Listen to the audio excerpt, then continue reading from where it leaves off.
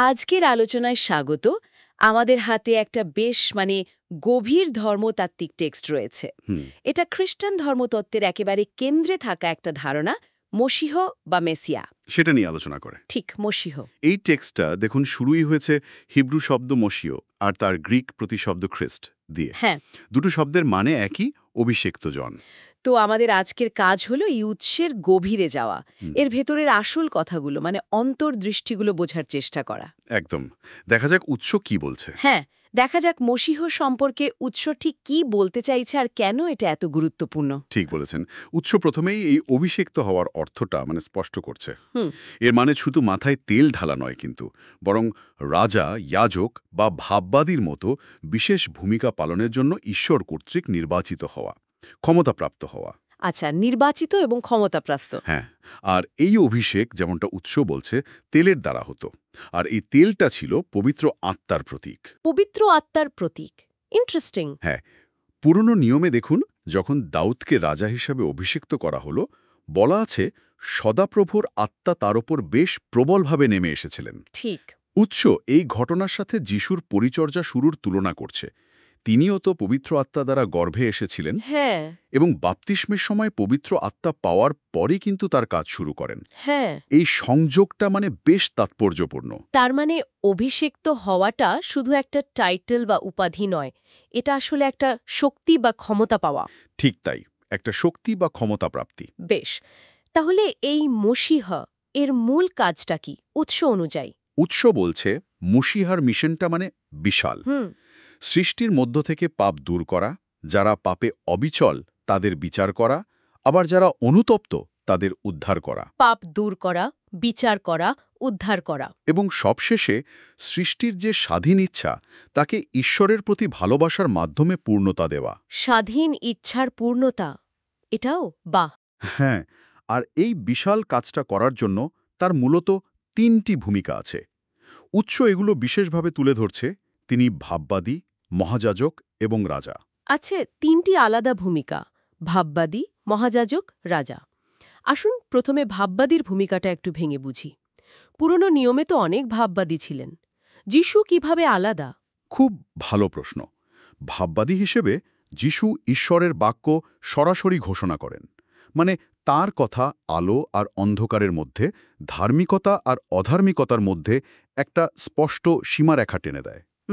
স্পষ্ট সীমারেখা। কিন্তু উৎস জোর দিচ্ছে যে তিনি শুধু বাহ্যিক নিয়মকানুন নয়, বরং সেই নিয়মের পেছনের আসল উদ্দেশ্যটা, হৃদয়ের যে বাধ্যতা, সেটার উপর জোর দেন। হৃদয়ের বাধ্যতা, উদাহরণস্বরূপ? যেমন ধরুন, তিনি শিখিয়েছেন যে শুধু কাউকে খুন করা নয়, ভাইয়ের ওপর রাগ পুষে রাখাও কিন্তু পাপ। আচ্ছা। বা শুধু ব্যভিচার নয়, অন্তরে কামনা করাও একই রকম গুরুতর। এখানেই পার্থক্যটা স্পষ্ট হয়। পুরনো নিয়মে দেখুন, ঈশ্বরের বাক্য অনেক সময় স্বর্গদূতদের মাধ্যমে আসত, বা ধরুন মেঘ আর বজ্রের মধ্যে থেকে, যা মানুষের মনে ভয় তৈরি করত। হ্যাঁ, সিনাই পর্বতের ঘটনাটা যেমন। লোকেরা তো ভয় পেয়ে গিয়েছিল। একদম, ভয়ে মুশিকে মধ্যস্থতা করতে বলেছিল তারা। ঠিক, ভয় থেকে বাধ্যতা আর ভালোবাসা থেকে বাধ্যতার একটা ধারণা আসছে এখানে। ঠিক ধরেছেন। যিশু, যিনি ঈশ্বরের পুত্র এবং উৎস অনুযায়ী ঈশ্বর নিজেই, তিনি সরাসরি আমাদের মাঝে এলেন, ভয় দেখিয়ে নয়, বরং ভালোবাসা দিয়ে ঈশ্বরের ইচ্ছাকে প্রকাশ করলেন। তিনি ব্যবস্থার গভীরে গিয়ে তার আত্মিক অর্থটাকে সামনে আনলেন। এটা শুধু আক্ষরিক নিয়ম পালনের চেয়ে অনেক অনেক বেশি কিছু। উৎস তো বলছে তিনি নিজেই সেই বাক্য, যিনি মাংস হলেনও আমাদের মধ্যে বাস করলেন। বোঝা গেল।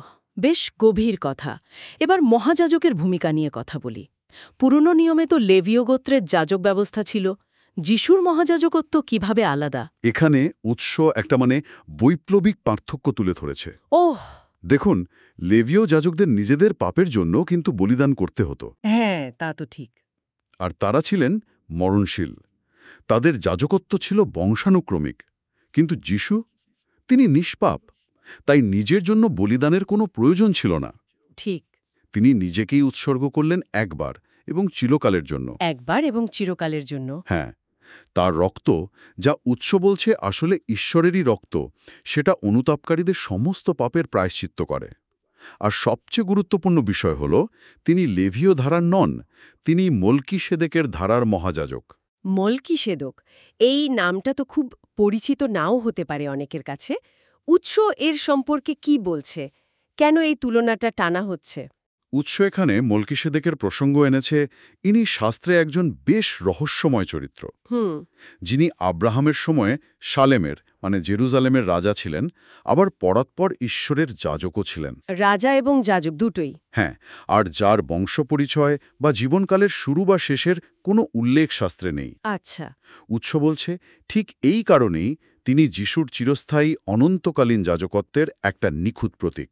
ও, কারণ তার শুরু বা শেষ নেই, তাই যিশুর অনন্তকালীন যাজকত্বের প্রতীক। একদম। তার যাজকত্ব কোনো বংশ বা রক্তের সম্পর্কের উপর নির্ভরশীল ছিল না, ঠিক যেমন যিশুর যাজকত্ব লেভীয় বংশের উপর নির্ভরশীল নয়। ইন্টারেস্টিং। আব্রাহাম নিজে তাকে দশমাংশ দিয়েছিলেন। এটা প্রমাণ করে মলকিসেদেকের স্থান লেভীয় যাজকত্ব বা এমনকি আব্রাহামের চেয়েও উঁচুতে ছিল। হুম। উৎস এই বিষয়টাকে যিশুর অনন্য এবং চিরস্থায়ী মহাযাজকত্বের প্রমাণ হিসেবে দেখছে। তার মানে যিশুর মহাযাজকত্ব পুরনো ব্যবস্থার যাজকত্বের একটা কন্টিনিউয়েশন বা ধারাবাহিকতা নয়, বরং সম্পূর্ণ নতুন এবং উচ্চতর একটা ব্যবস্থা। ঠিক তাই। আর এটাই আমাদের পুরনো এবং নতুন নিয়মের মূল পার্থক্যের দিকে নিয়ে যায়। আচ্ছা, সেই পার্থক্যটা কি? উৎস অনুযায়ী পুরনো নিয়ম অনুমোদিত হয়েছিল পশুর রক্ত দিয়ে, আর লেখা হয়েছিল পাথরের ফলকে। হ্যাঁ, 10 আজ্ঞা যেমন। হ্যাঁ, মোশি যখন সিনাই পর্বতের রক্ত ছিটিয়ে বলেছিলেন, এই সেই রক্তের নিয়ম যা সদাপ্রভু তোমাদের সঙ্গে স্থাপন করলেন, সেটা ছিল একটা বাহ্যিক চুক্তি।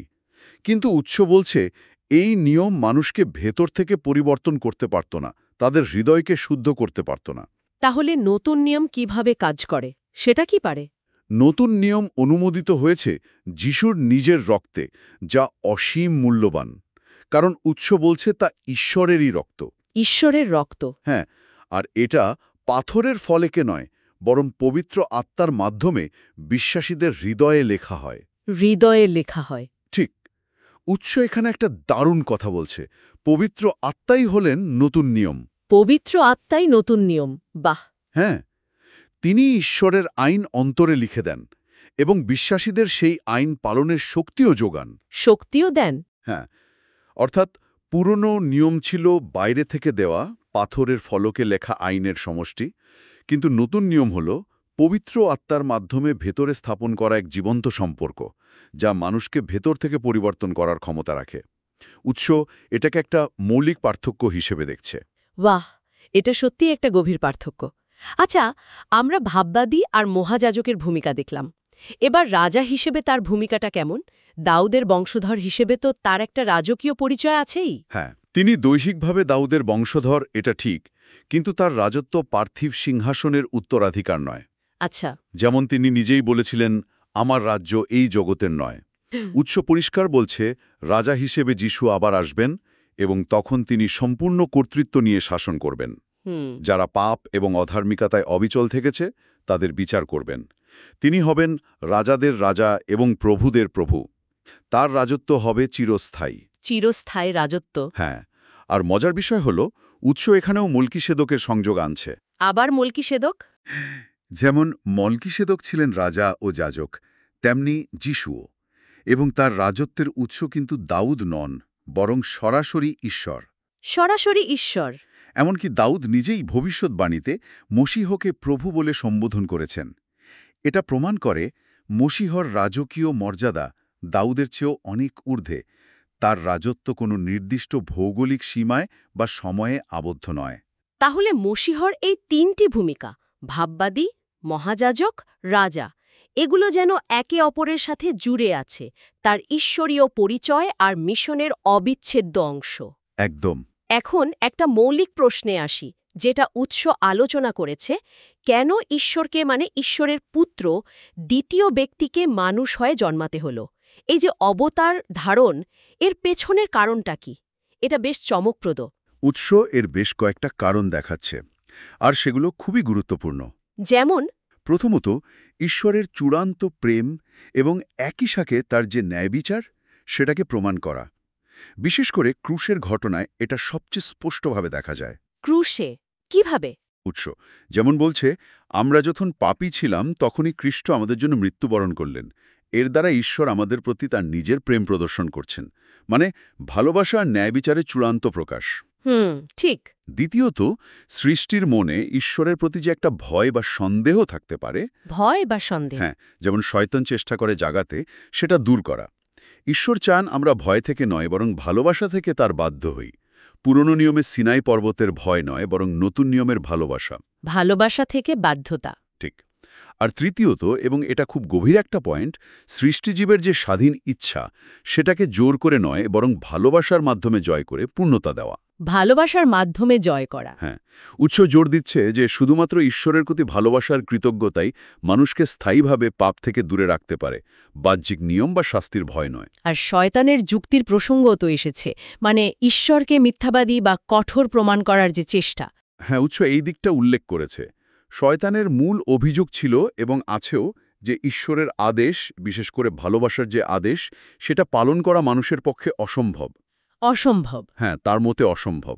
তাই ঈশ্বর হয় অবাস্তব দাবি করেন, মিথ্যাবাদী, নয়তো অসম্ভবকে পালন করতে না পারার জন্য শাস্তি দেন, হত্যাকারী। ইয়োবের বইয়ের উদাহরণ টানা যায়, যেখানে শয়তান যুক্তি দেখায় মানুষ শুধু লাভের জন্যই ঈশ্বরকে মানে। আচ্ছা। কিন্তু যিশু, যাকে উৎস শেষ আদম বলছে, তিনি মানুষ হিসেবে এসে ঈশ্বরের সমস্ত আদেশ, বিশেষ করে ভালোবাসার আদেশ, সম্পূর্ণরূপে পালন করে দেখালেন যে এটা সম্ভব। তিনি কোনো পাপ করেননি। তিনি প্রমাণ করলেন যে এটা সম্ভব। একদম।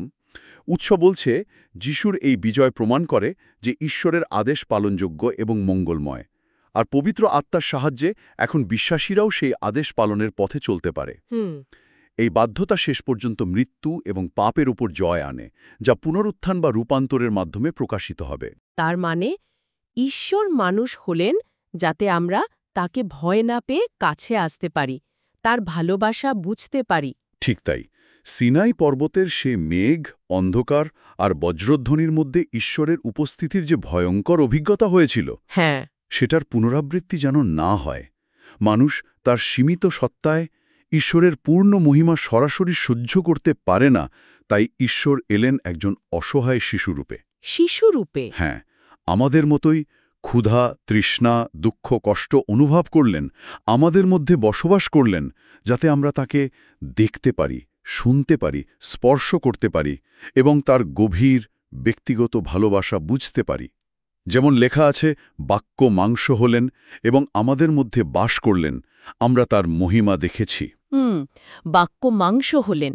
এই আলোচনার সূত্র ধরে মসিহে কি উৎসাত সমস্ত সৃষ্টির প্রথম জাত এবং সমস্ত কিছুর উত্তরাধিকারী বলেছে।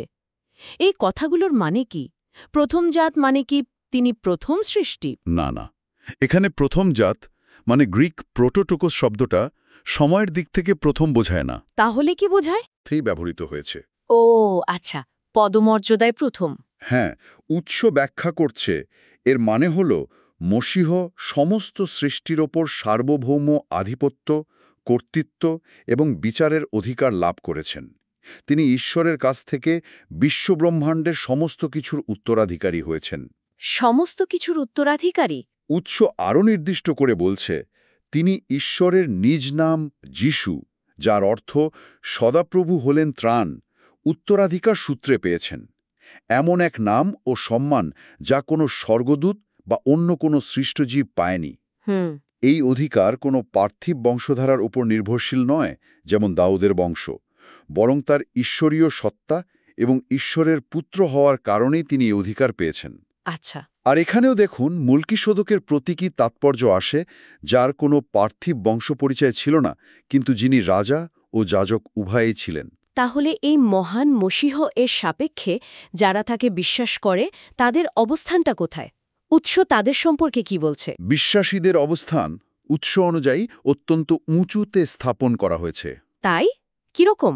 তারা খ্রিস্টের মাধ্যমে ঈশ্বরের দত্তক পুত্র বা সন্তান হিসাবে গৃহীত হয়। দত্তক পুত্র? হ্যাঁ, উৎস বলছে তারা আর পাপের বা ব্যবস্থার দাস নয়, বরং পুত্র এবং খ্রিস্টের সাথে ঈশ্বরের রাজ্যের সহ উত্তরাধিকারী। সহ উত্তরাধিকারী? শুধু তাই নয়, তাদের রাজকীয় যাজক বলা হয়েছে। রাজকীয় যাজক দুটোই একসাথে। হ্যাঁ, এর মানে হলো তারা যেমন ঈশ্বরের সন্তান হিসাবে রাজ্যের অধিকার পায়, তেমনি যাজকের মতো ঈশ্বরের কাছে সরাসরি যাওয়ার এবং তার সেবা করার অধিকারও পায়। বাহ!